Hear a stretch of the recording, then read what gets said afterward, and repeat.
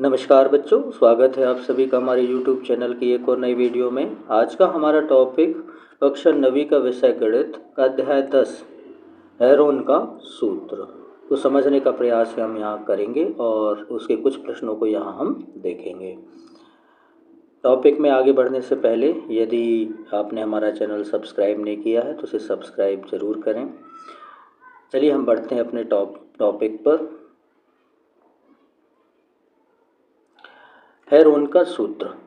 त्रिभुज का क्षेत्रफल हेरोन का सूत्र द्वारा हम ज्ञात करेंगे।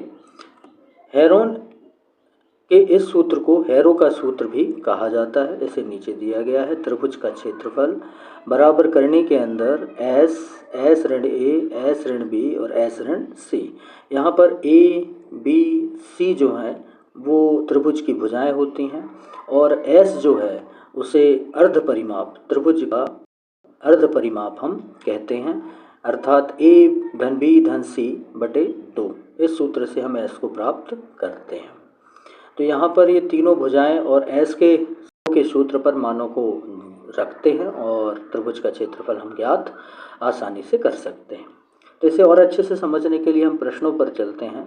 नया उदाहरण क्रमांक 1, एक त्रिभुज का क्षेत्रफल ज्ञात कीजिए जिसकी दो भुजाएं 8 सेंटीमीटर और 11 सेंटीमीटर हैं और उसका परिमाप 32 सेंटीमीटर है।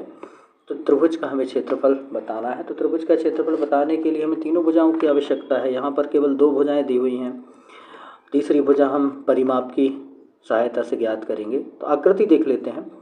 ये ABC एक त्रिभुज है। इसमें एक भुजा 8, दूसरी भुजा 11, तीसरी भुजा जो C है, ये भुजा मान लेते हैं A हो गई, ये भुजा हमारी B हो गई और ये भुजा C हो गई। तो A की वैल्यू हो गई 8, B की वैल्यू हो गई 11 और C की वैल्यू हमें प्राप्त करनी है।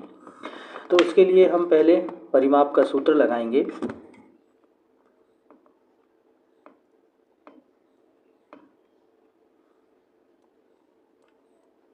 परिमाप बराबर A धन B धन C। परिमाप चूँकि इसमें दिया हुआ है वो परिमाप है 32, तो यहाँ हम 32 जमा देते हैं। A का मान हम 8 जमा देते हैं, B का मान चूँकि 11 है तो 11 जमा देते हैं, C का मान हमारे पास नहीं है तो C जो का तो रहने देते हैं।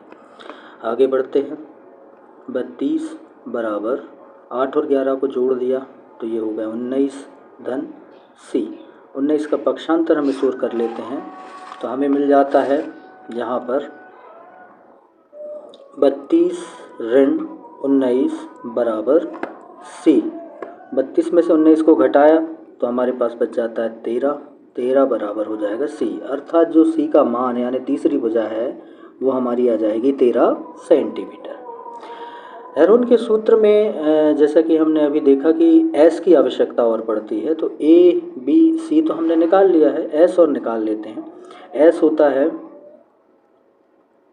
A धन B धन C बटे 2। तो A धन B धन C अर्थात परिमाप जो है 32 है तो हो जाएगा S बराबर 32 बटे 2। भाग दिया तो ये 16 बार कट जाएगा, अर्थात S का जो मान है वो आ जाएगा 16। यहाँ हम लिख देते हैं S बराबर 16। अब हम त्रिभुज का क्षेत्रफल निकाल लेते हैं। तो त्रिभुज का क्षेत्रफल के लिए हम फार्मूला लगाएंगे। फार्मूला होता है S ऋण A, S ऋण B और S ऋण C।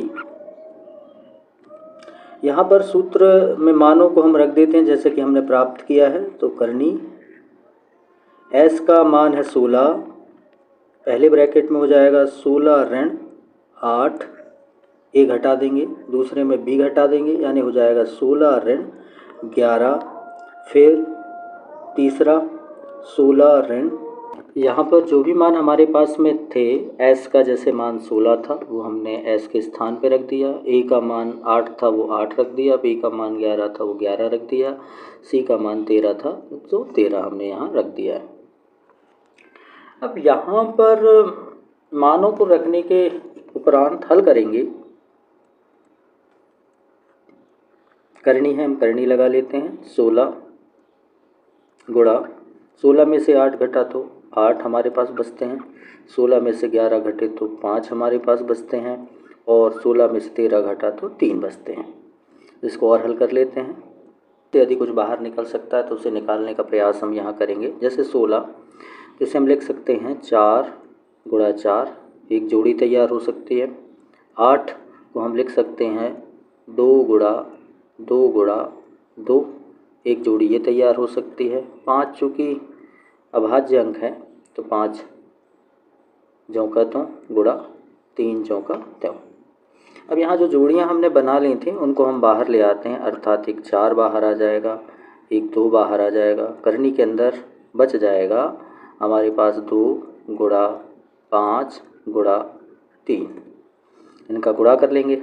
4 का 2 से गुणा हुआ, 4 दूनी 8 और ये करनी के अंदर हो जाएगा 2 पंजे 10, 10 तिया 30।